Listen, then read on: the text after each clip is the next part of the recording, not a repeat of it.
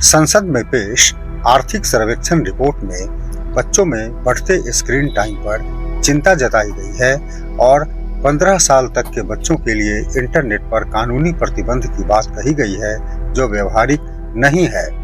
Digital दबाव और online content के नकारात्मक प्रभाव से बच्चों को बचाना जरूरी है, लेकिन यह भी नहीं भूलना चाहिए कि मोबाइल, टैब और लैपटॉप अब मनोरंजन नहीं बल्कि हमारे बच्चों के कैरियर की जरूरत बन चुके हैं। अगर बच्चों को ये साधन नहीं मिले तो वे जिंदगी की दौड़ में काफी पीछे रह जाएंगे।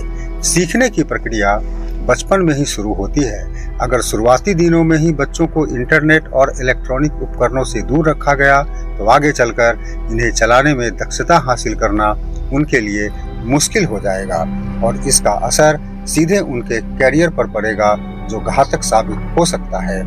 आज की दुनिया इंटरनेट और इलेक्ट्रॉनिक उपकरणों पर इस कदर निर्भर है कि इनके बिना आप जीने की कल्पना नहीं कर सकते। एआई के विस्तार के बाद इनकी उपयोगिता और भी बढ़ने वाली है। शिक्षा जगत खुद डिजिटलाइज हो चुका है।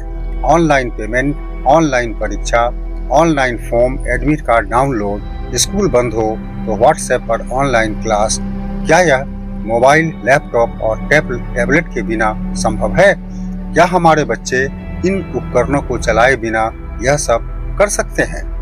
YouTube पर उपलब्ध फ्री क्लासेज उन बच्चों की पढ़ाई का आधार है जो मोटी फीस देकर कोचिंग नहीं कर सकते।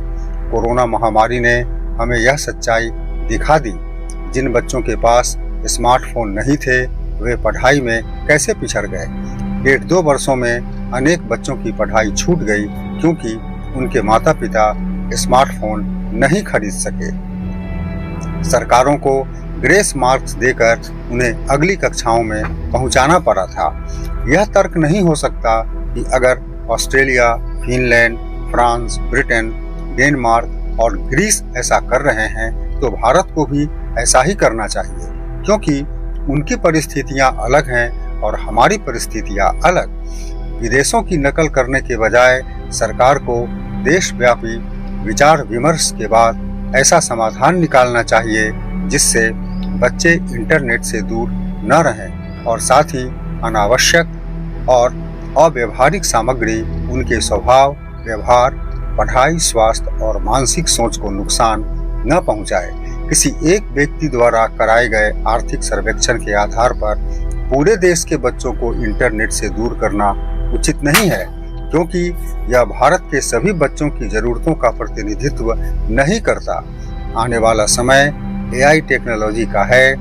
अगर आज हमारे बच्चे एआई में दक्ष नहीं होंगे तो कल एआई ही उन्हें और उनके कैरियर को रिप्लेस कर देगा।